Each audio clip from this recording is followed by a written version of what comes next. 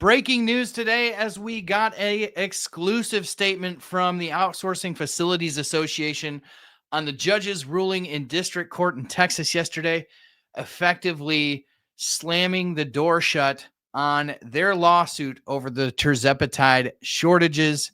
We've got an exclusive statement. I'm going to bring that to you, but we've also got some interesting information around that. Before we get into it, would you hit that like, hit that bell, hit that sub, wherever you're watching? Just make sure that you're subscribed, and please, please, please help us build the first patient-centric obesity medicine news platform by jumping over to onthepen.substack.com and signing up with your email.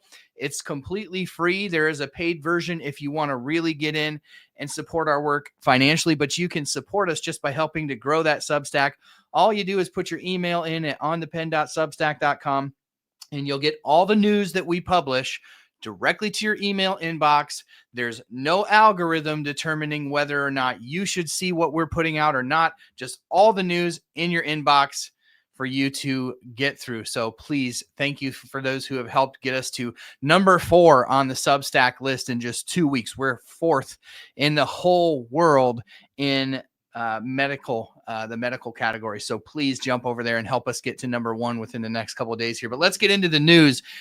As you know, early yesterday morning, On the Pen was literally the first news organization in the world to break this news. We were the first on it. So if you were signed up to Substack, you got this first thing yesterday morning.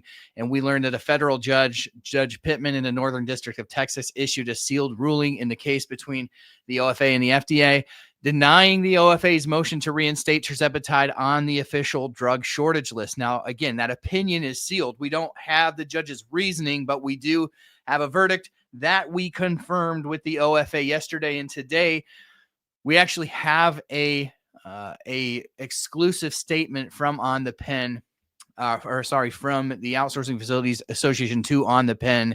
I'm going to read it to you, and I'm going to give you a little bit more information that we've uncovered today at On the Pen as well. This is from Lee Rosebush, the chairman of the OFA. If you haven't caught it, we did an interview with him a few weeks back. Definitely worth checking out. But Lee said, "We are disappointed with yesterday's decision by the U.S. District Court for the Northern District of Texas, upholding the FDA's determination that tirzepatide drugs are no longer in shortage. Drug shortage determinations affect patient access to medical treatment and should be based on sound reasoning and verifiable data, not the say-so of self-interested manufacturers seeking to push competitors out of the market. We continue to hear from patients who cannot access tirzepatide. We will not stop in our efforts to ensure that patients can obtain these vital medications and intend to appeal," end quote. Now, there's a couple things that I want to build off of Lee's statement here. Now, we have been amassing reports of people experiencing shortages within the community at onthepen.com. Onthepen.com/report is where people have been doing that. We've submitted those to the Outsourcing Facilities Association, but we've got some other data points too that I think are worth sharing here.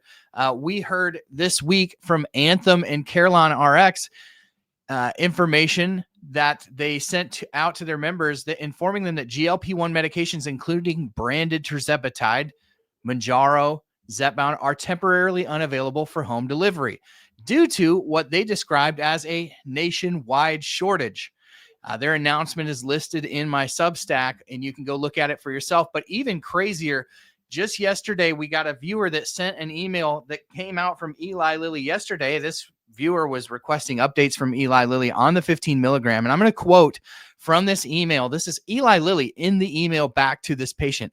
Quote, "While Lilly continues to manufacture and ship all doses of our medicines, over the next few months, you may experience difficulty when trying to fill your prescription.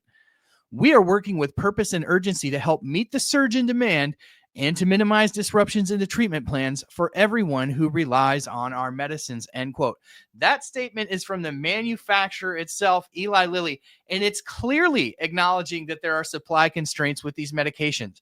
On top of that, when you look at the single dose vials, we still don't have the 12.5 and the 15 milligram doses.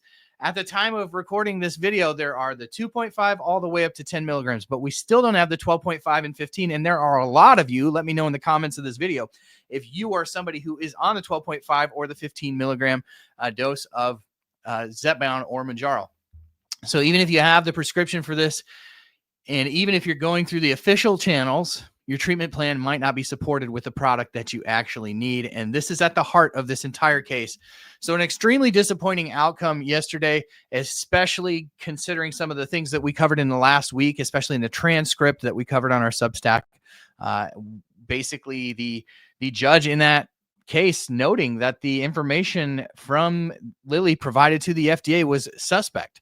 And I really did not see after reading through that transcript, I did not see the judge being able to find a way to rule in the favor of the FDA and Eli Lilly. And I really am looking forward to hearing what he has to say in terms of his opinion when we get that. Now, we should be getting that, I believe, around the 13th or 14th of May, and we will unpack that. But in the meantime, please help us reach the goal of getting our podcast in the top 10. If you're not on the podcast, just jump over to Apple Podcasts, find On the Pen and give it a 5-star rating and review and download the podcast.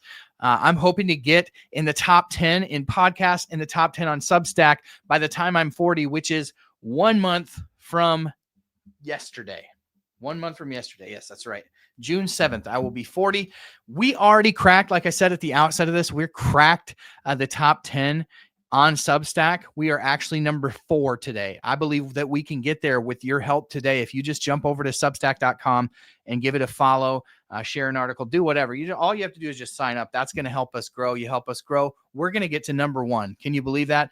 The first patient-centric obesity medicine news platform, and you are helping it grow. We're doing big things. Listen, the OFA is going to appeal this decision. They're going to appeal it. But the reality is that appeal is not going to give us any relief in the next 5 or 6 months while that thing plays out. The best thing that can happen right now is to lobby our lawmakers to inform people who are policy and decision makers. And if you've been following On the Pen for the last couple of weeks, we've spent time in Washington, D.C. doing just that. And we plan on doing it again in the near future. We are going to fight. So if you want to jump in this fight, the best way to do it is at onthepen.substack.com. That's where the fight is being waged right now as we build this platform. We need you. I need you. Let me know in the comments if you're following on Substack. If you want to join on the paid version side, that is what's going to help us to fight these advocacy efforts over the next few months. Please, please, please consider being a part of that. And if you are, thank you to those of you who have already jumped on and helped us to get to number 4. I can't believe how quick this thing's growing. So thank you for being here. Thank you for being the best part of what we do at On the Pen. Couldn't, wouldn't, and shouldn't do it without you. I hope you all have a great weekend with the people that matter the most to you. Until our podcast on Tuesday drops, have a great weekend.